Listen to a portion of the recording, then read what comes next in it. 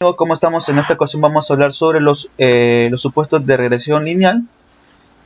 Antes que pasemos a ver los supuestos, me gustaría comentarle que estas instrucciones que vamos a ver ahora fueron hechas elaboradas en R Markdown. Y más o menos así nos quedaría el documento y en un documento HTML, en un documento R Markdown.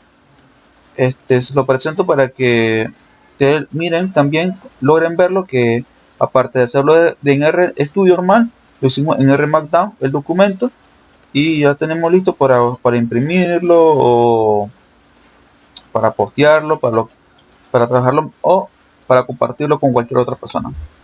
Bien, pasando a lo que nos toca ver los supuestos de regresiones lineales, vamos a ver en este caso varios supuestos. Vamos a ver 10 supuestos de las regresiones lineales que nos van a permitir a nosotros tener una mayor panorama sobre a la hora de trabajar con las regresiones lineales. Bueno, empezamos. Los supuestos de regresiones lineal, podemos construir modelos de regresiones lineales, ya sean lineales o múltiples lineales. Bueno, ese trabajo solo nos llevaría la mitad o una parte, por decirlo así, un poco más de la mitad para algunos expertos, para algunas personas, del trabajo que se requiere. De lo que la otra parte, lo que viene es evaluar o ajustar ya sea precisión,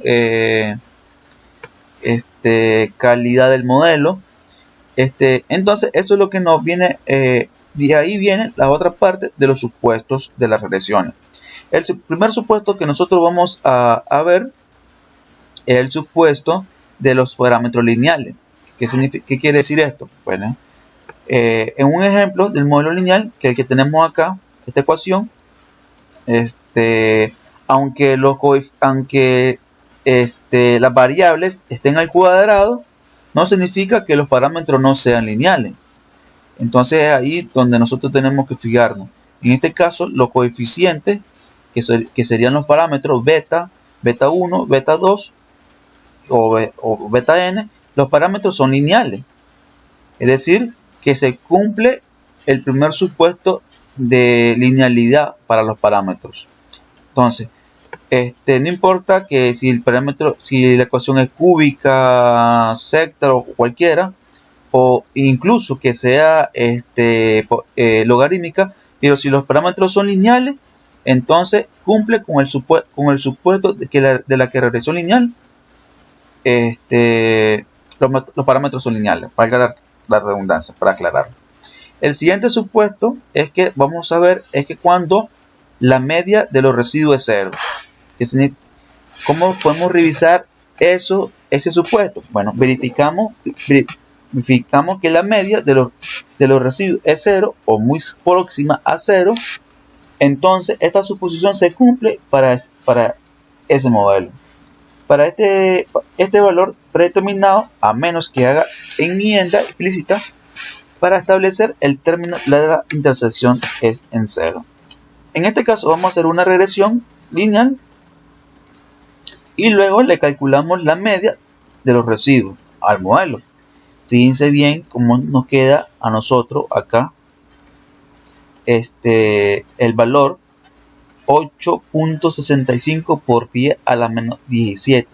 ¿Qué significa esto? Que la media de los residuos es aproximadamente 0. Por tanto, el supuesto de que la media de los residuos es 0 se cumple para este modelo, ¿sí?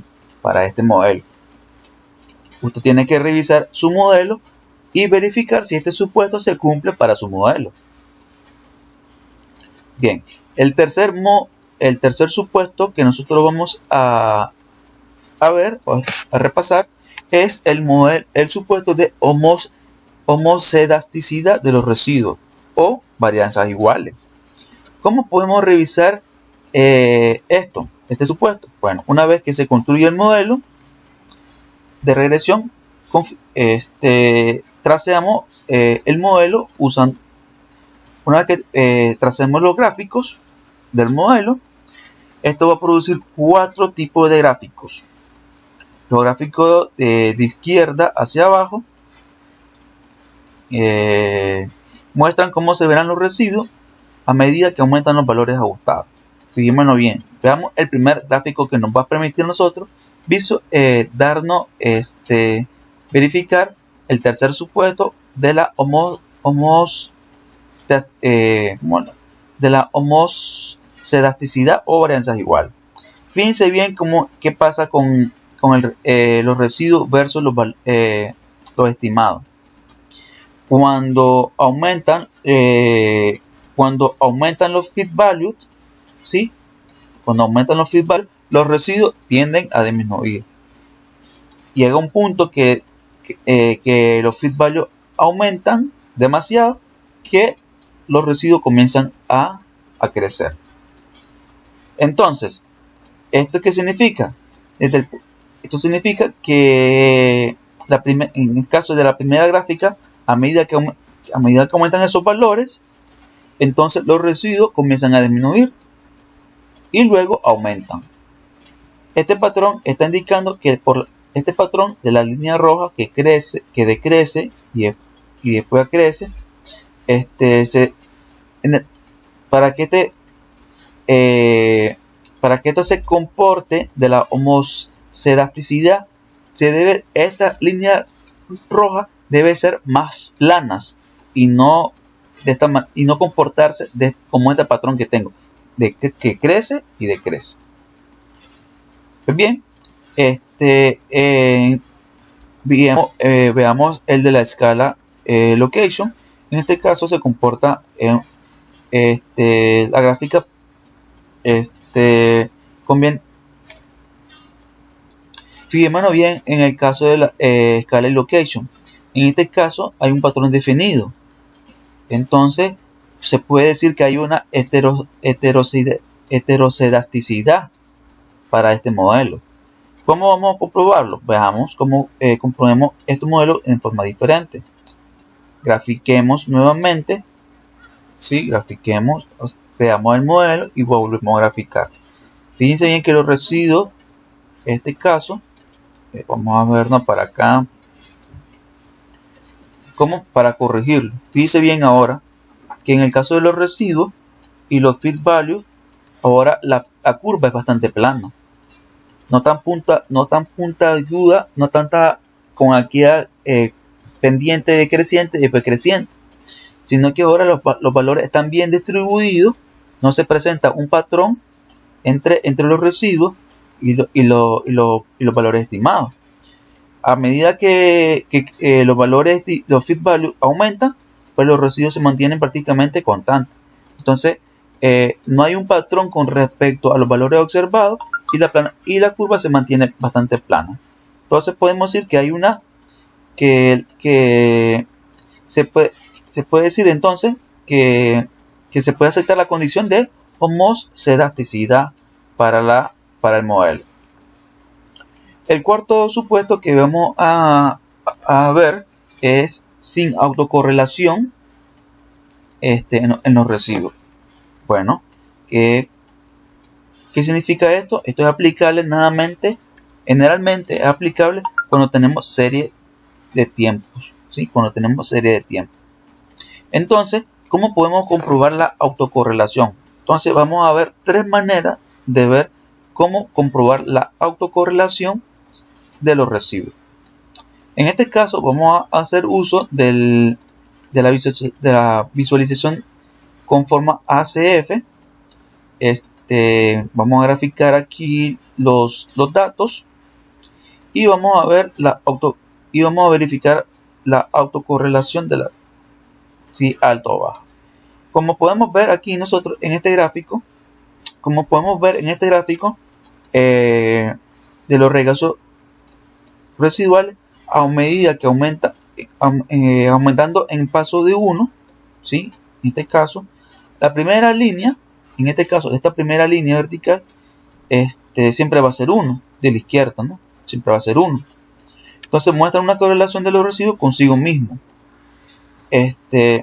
Luego, por tanto, siempre será 1. siempre en ese caso. Luego, si los residuos no son autocorrelacionados, la correlación, por ejemplo, en el eje y en el eje Y, desde la siguiente línea inmediata en adelante caerá con un valor cercano muy a cero, como en este caso la línea discontinua, que sería el coeficiente de significación, está por encima de los valores. Claramente este no es el caso aquí. Entonces podemos decir que los residuos están autocorrelacionados. ¿Cómo podemos están autocorrelacionados? Usando podemos usar otro tipo de prueba y mirar, por ejemplo, aquí que el valor de P es demasiado pequeño.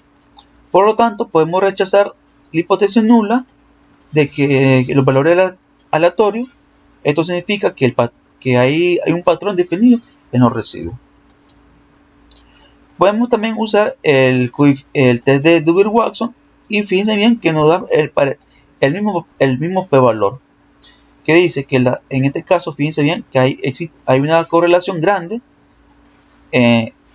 Entonces podemos, en este caso, rechazamos la hipótesis nula, ¿sí? ¿Cómo rectificar? Aquí podemos ver cómo rectificar. En este caso vamos a agregar un lag 1 a los residuos a la variable x, al modelo original. Esto puede hacerse cómodamente utilizando la función slide del paquete data combine. Entonces, ¿qué hacemos? Creamos el modelo, hacemos el data frame, usamos la función slide que hacemos referencia anteriormente y agregamos el lag 1 y corremos el modelo nuevamente. Veamos cómo nos queda al ejecutarlo.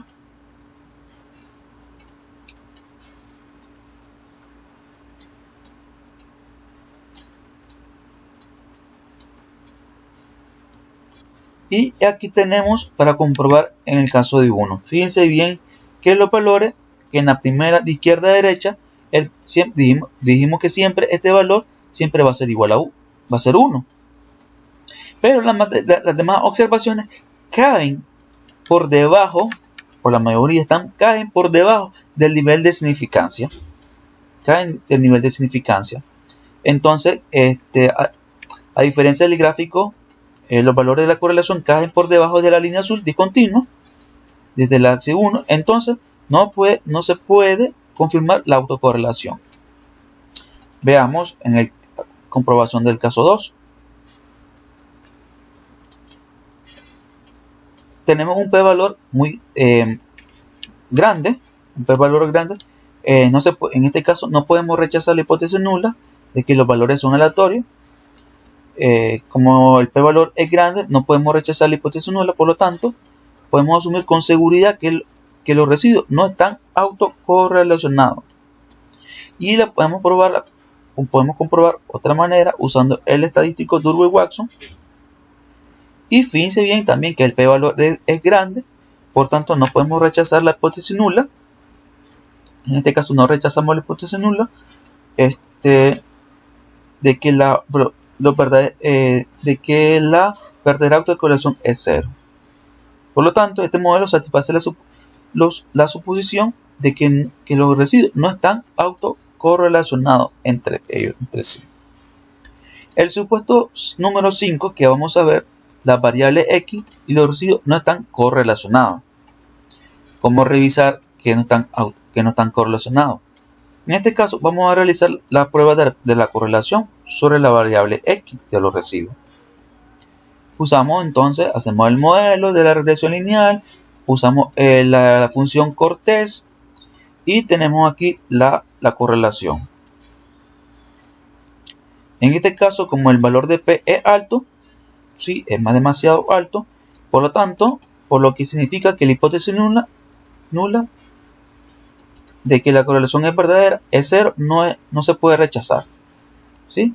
Aquí, la hipótesis alternativa, la correlación no es igual a 0. Entonces, por tanto, la hipótesis nula significa que es 0 y no se puede rechazar. El supuesto número 6 que vamos a ver es cuando el número de observaciones debe ser mayor que el número de X. Esto se puede observar directamente mirando los datos. En este caso, como estamos usando varios data, para los análisis, solamente nos quería observar que las observaciones deben ser mayor al número de datos de la variable. El supuesto número 7 que vamos a ver es la variabilidad de los valores de X. Es positiva. Veamos. En este caso, ¿qué significa esto? Significa que los valores de X en una muestra determinada no deben ser todos iguales o no deben ser todos iguales. ¿Cómo podemos revisarlo? Bueno, si estamos diciendo que la variabilidad de los valores es positiva y que todos los valores determinados no deben ser iguales o no casi iguales, ¿cómo podemos ver la variabilidad? Haciendo la varianza, calculando la varianza para esa variable, para la variable X o para las variables X, si en el caso que los modelos sean múltiples. Entonces, veamos aquí, calculamos la varianza y vemos que la varianza es mucho mayor que 0. O sea, que no son iguales. Existe un 27.95 de que las variables no son iguales. Por tanto, el supuesto se cumple para este modelo que acabamos de ejecutar. El supuesto número 8, el supuesto de la regresión está correctamente especificado. El modelo de regresión está correctamente especificado. ¿Qué significa esto? Significa que las variables Y y la variable X tienen una relación inversa. Tienen una relación inversa. La ecuación, en este caso, vamos a ver la variable Y y X están inversamente relacionadas. O sea, cuando tengo este tipo de modelo, entonces el supuesto se cumple directamente. Supuesto número 9. Sin multicolinealidad perfecta. No existe una relación lineal perfecta entre las variables explicativas. ¿Cómo podemos revisarlo? En este caso podemos usar lo que se conoce como BIF, usando el factor de inflación de la varianza. Factor inflación de la varianza. En este caso, el BIF, ¿cómo lo podemos obtener? Primero veamos qué cosa es el BIF. El BIF calcula la métrica de la variable X que entra al modelo lineal. Si el BIF de una variable es alto, significa que la información de esta variable ya fue explicada por otra variable. Y eso para nuestro modelo significa que hay una redundancia de la variable. Si un BIF es muy alto, ya la variable fue explicada, entonces ¿para qué volverla a incluir al modelo? Entonces, ahí cuando se dice que la variable hay una redundancia de esa variable. Y aquí tenemos la ecuación para calcular o para estimar ese tipo, el BIF. En la práctica general se puede decir que si dos de la X de las variables tienen una correlación alta, es probable que tengan un BIF alto. Generalmente algunas personas dicen que si cuando el BIF es menor que 4 o algunos dicen que es menor que 2, entonces se puede aceptar que no hay una causa de multicolinealidad entre las variables, ¿sí? Entonces, cualquier variable independiente con un BIF mayor que 10 indica que existe una multicolinealidad. Entonces, en este caso, por ejemplo, vamos a revisar nuestro modelo y mirar, por ejemplo, todas las variables aquí tienen un BIF alto, o sea, es decir, que hay una multicolinealidad entre las variables. ¿Qué significa esto? Pueden haber muchas razones, ¿sí? Muchas razones porque existe una multicolinealidad de las variables. Veamos dos caminos. Uno, eliminar la variable que tenga mayor multicolinealidad, o sea, que tenga aquella variable que haya sido redundancia, o sea, que haya sido mayor explicada, un BIF alto, en este caso, eliminarla y volver a ejecutar el modelo. A ver si al eliminar esa variable entonces las demás variables, como van a haber menos explicaciones, van a haber menos redundancia, entonces puede ser que se ajuste mejor el modelo. Y lo otro es que vea que la correlación entre las variables y mantenga solo todos los valores pares altamente correlacionados. Para esto hacemos una correlación, usamos la función corroplot para ver la correlación entre ellas, entre las variables. Fíjense bien que ahora, si solo tengo al ejecutar el modelo, si tengo pocas variables, ¿cómo me queda el BIF? Me queda un BIF altamente que no existe multicolinialidad entre las variables. ¿Sí? La convención es que el BIF no debe ir más de 4 para ninguna de las variables X. Eso significa que no está dejando que los residuos de cualquiera de las variables X, el modelo se construyó como la variable respuesta y la restante X son predictoras. Para ir más allá, entonces hacemos la siguiente proporción: 75%, entonces 1 entre el 0.5 nos va a dar el 4. O sea, esto nos va a dar más o menos la regla de que deberíamos tomar. Y el último supuesto que nosotros vamos a ver es el supuesto de normalidad de los residuos. ¿Qué significa esto? Se utiliza para, obviamente, los residuos deben distribuirse normalmente. Si estamos diciendo que la normalidad de los residuos, entonces, ¿qué esperamos? Que los residuos se puedan estar distribuidos normalmente. Esto se puede verificar visualmente usando los gráficos QNorm. Veamos aquí en otro caso. ¿Qué podemos observar desde el gráfico? Que al pasar con la línea discontinua, existen valores que están afuera. O sea, valores atípicos que me están dejando que posiblemente me están perjudicando que mi modelo no sea, que mis residuos no estén distribuidos normalmente.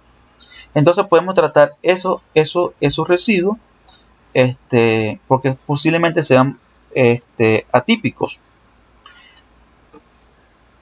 Sí.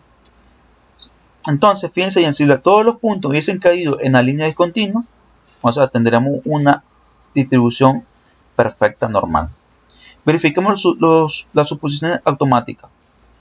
En este caso vamos a usar la función gVLMA del paquete VGLMA para verificar los supuestos importantes en el modelo lineal. Esta función, este paquete y esta función nos permite a nosotros verificar algunos supuestos que ya trae el modelo. Fíjense bien, al ejecutar nosotros esta línea, aquí tenemos nuestro modelo, se ejecutó nuestro modelo y entonces fíjense bien que al ejecutar nuestras líneas podemos ver aquí, por ejemplo, que hay tres supuestos que no se cumplen. Entonces, esta función nos permite a nosotros verificar cuáles son los supuestos que no se cumplen. Entonces, hay tres supuestos, dice supuesto no satisfecho, supuesto no satisfecho y supuesto no satisfecho. Ahora, fíjense, tenemos que tener en cuenta varias cosas, porque hubieron variables hubieron supuestos que no estaban bien, supuestos que no se satisfacieron. Pueden hacer por varias razones. Uno, la poca reducción de los datos. En este caso estamos trabajando con 50 puntos nada más. Y además tiene valores atípicos. Entonces, la calidad del modelo es bien pobre. Por tanto, puede crear que existan supuestos que no se cumplan. Entonces, uno pues, para ir mejorando eso, uno lo que puede ir haciendo es ir eliminando los valores atípicos, no todo de una sola vez, sino uno por uno, y luego ir corriendo, ir verificando el modelo si se va ajustando o a los demás supuestos, y de tal manera que al ejecutarlo se cumplan Fíjense bien ahora, cuando ejecutamos nuestro modelo nuevamente y eliminamos los valores atípicos, ¿cómo nos queda el modelo? Esta parte de aquí ya los supuestos se cumplen directamente. Ahora todos los supuestos se cumplen. Los p-valores están por encima